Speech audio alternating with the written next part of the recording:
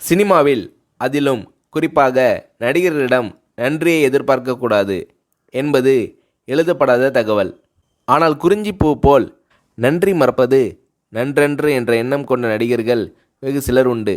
அதில் வடிவேலும் ஒருவர். ஏறிய ஏணியை எட்டி உதைக்கின்ற காலத்தில் தன் வாழ்வில் ஒளியேற்றிய ராஜ்கிரனுக்கு வடிவேலு அவர்கள் உதவி செய்ததாக ஒரு செய்தி உண்டு. அந்த உணர்வு எப்படி வந்தது?